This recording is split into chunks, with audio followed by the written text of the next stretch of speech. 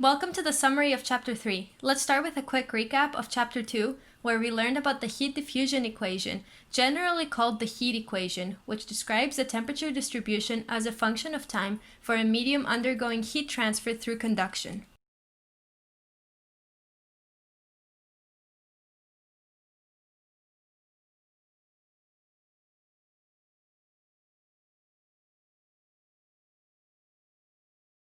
The first three terms in the equation above refer to the heat transferred by conduction in the x, y, and z directions respectively, and are in terms of per unit volume. The last term on the left-hand side, Q dot, is the heat generated, and the right-hand side describes the change in temperature with respect to time. Chapter 3 focuses on one-dimensional steady-state conduction. Thus, we cross out the y and z terms, and we also cross out the right-hand side term because we're talking about steady state. So then our equation becomes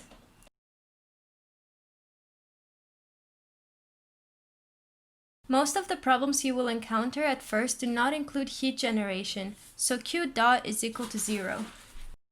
Therefore, the general differential equation for one-dimensional steady-state conduction with no heat generation is d dx times k dt dx equal to 0. The integration of this equation is shown in section 3.1 of the book, so I will not cover it here, but we can discuss it in office hours if you have any questions. After integrating twice, we can find the general form of the temperature distribution.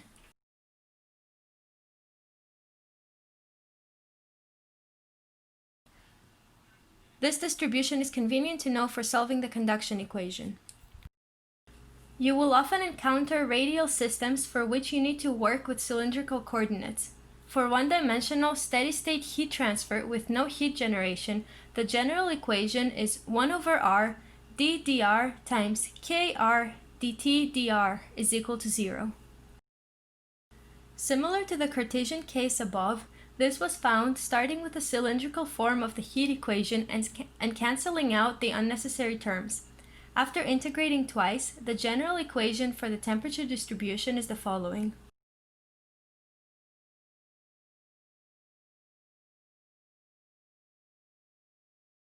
A similar process follows for spherical coordinates. Table 3.3 in the textbook summarizes everything very nicely. I recommend you memorize most of this table. When I took this class, I had made this table my desktop background so I could learn everything faster. Thermal resistance is an extremely useful analogy you can use to solve one-dimensional heat transfer problems with no energy generation. It follows from an electrical resistance analogy and is quite simple to use once you grasp the concept. Take a look at this circuit. Heat is flowing from left to right, meaning hottest to coldest. To the left of the wall, we have convection with the hot fluid, then conduction inside the wall, and then convection with the cold fluid to the right of the wall. According to the thermal resistance analogy, every form of heat transfer is considered a resistance, and each location with a certain temperature is a node. The equation for resistance due to conduction is R conduction is equal to L over Ka, and due to convection, it is R convection is equal to 1 over Ha. Thus, we can create the following thermal circuit for the scenario.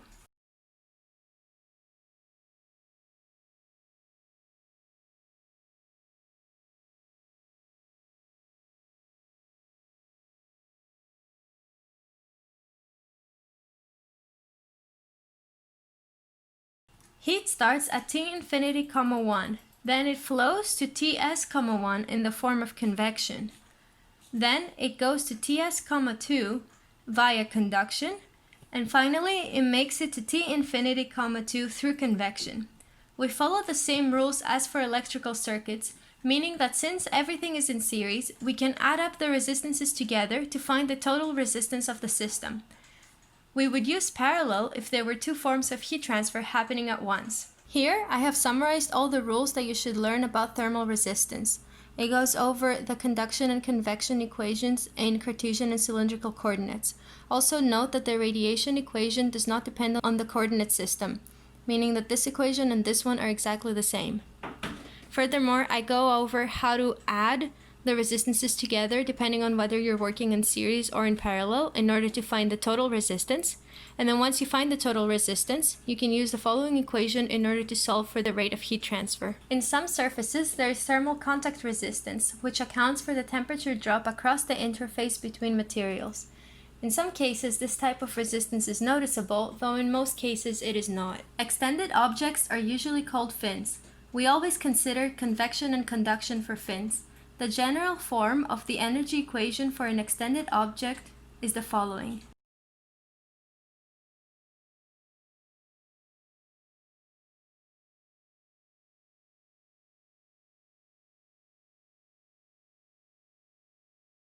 Where A subscript C is the cross-sectional area of the fin, and A subscript S is the surface area around the fin. This equation can only be solved if we know the geometry of the fin. Fins can be really confusing, but table 3.4 in the textbook is your absolute best friend for this section. There also are some other equations associated with fins, such as fin effectiveness, where the subscript B refers to the base of the fin. We can also use the thermal resistance analogy for fins. Fin efficiency is the following.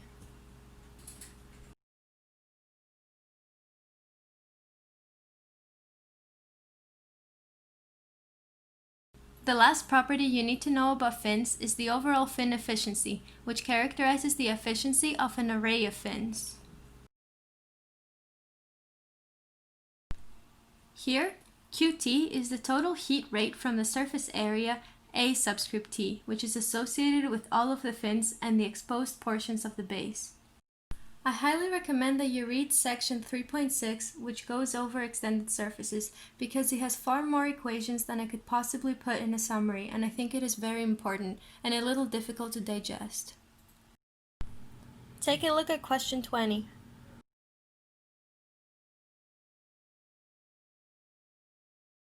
In this problem, we are looking at a car window that is 4 millimeters thick. One side of the window is the inside of the car, which has a temperature of 22 Celsius and a convection coefficient HI of 15 watts per meter squared Kelvin. The other side of the window is the outside of the car, where the temperature is 32 degrees Celsius and the convection coefficient HO is 90. Heat is thus flowing from outside to inside. The problem does not mention conduction at all, and it does not give you the conduction coefficient of the window. However, we know that for heat to transfer through the window, we must have conduction. This sort of thing will come up in a lot of problems, where you are missing an important variable to solve the problem. Almost always, the information you need will be in one of the tables in the appendices of the book. Table A.3 contains the conduction coefficient K for various materials, and it also has it for glass at 300 Kelvin, which is right between 22 Celsius and 32 Celsius, so it works for us. Notice that we are not given any information about the temperature of the window itself. We don't know the surface temperature of the window on the inside or the outside of the car. The convenience of the thermal resistance analogy is that it allows us to solve the problem without knowing this information. Let's set up the thermal resistance circuit. Heat flows from the right to the left, starting at T infinity outside, and then it has convection, then it goes through conduction through the window, and then there's convection again on the inside of the window, where it ends up at T infinity inside.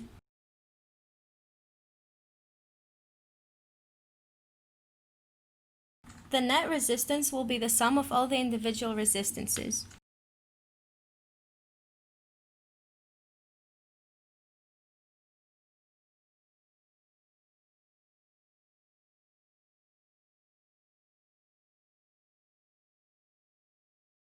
Now we can use the equation Q is equal to delta T over R total to find what Q is.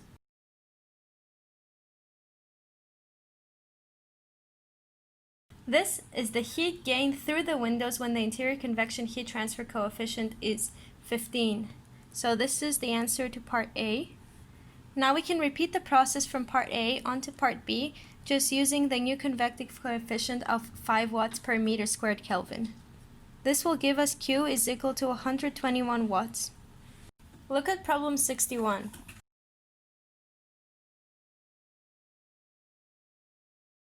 In this problem, we are looking at the cross-section of a pipe. The pipe is surrounded by an insulation blanket made of materials A and B. The term thin-walled implies that the walls of the pipe are so thin that we can approximate them as infinitely thin, aka there is no conduction through them. Also, since we assume that there is infinite contact resistance at the interface between materials A and B, this means that the heat is only flowing radially outwards and no heat is transferred from A to B or vice versa. Let's sketch the thermal circuit of the system. The heat starts out at the center of the pipe at Ts, 1, and then it splits up either going into A or B, and then once it has reached the outside of the sleeve, then there is convection, where we will make our way onto T infinity.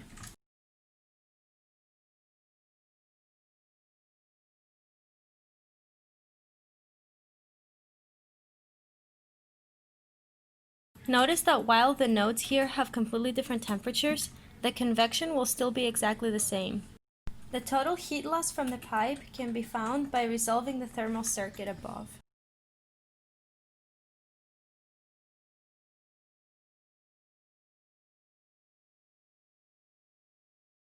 This circuit includes components both in series and in parallel. The term A, along with the convection, are in series.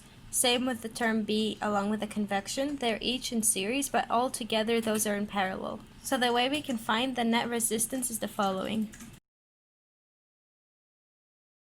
We can add the A term and the convection term normally because they are in series up here, and then similarly we can add the B term and the convection term normally. However, as we learned, we need to take the reciprocal of that now in order to work out the total resistance. And this is our net resistance. Using the equation Q is equal to delta T over R total, we can solve for the heat loss.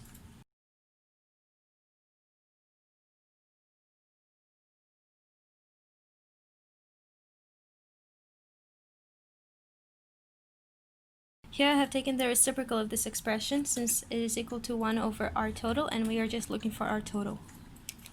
It's pretty easy to simplify this equation if you want to. You can bring the entire denominator above since it is raised to the power of -1, and then it becomes a lot easier math-wise. Or you can also use a coding language like MATLAB or Python to solve this a fast way. I'm not going to go through and plug in all the numbers because that's not really beneficial to you guys. So I will just tell you that the final answer is 1040 watts per meter. The reason I have solved this on a per meter basis is because we do not know the length of the pipe. We are only told that it is very long. Lastly, we will go over a problem about fins.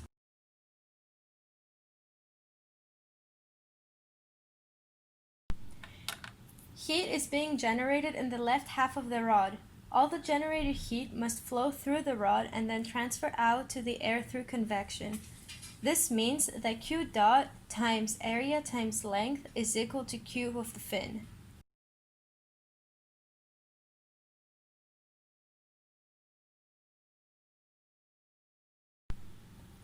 I have multiplied by the surface area and the length because Q dot is expressed as per unit volume. QF can be found in table 3.4 in the textbook, which, as I said earlier, should not be your best friend.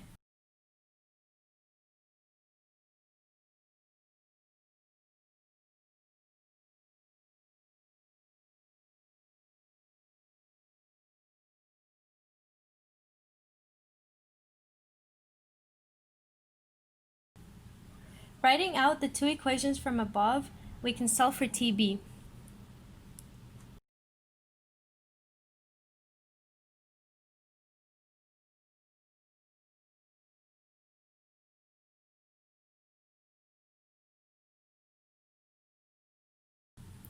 I skipped a lot of the algebra when solving this, but you can go ahead and solve it for yourself.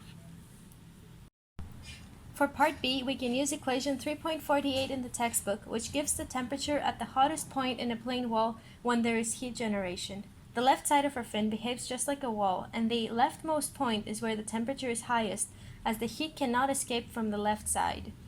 The equation that we get is then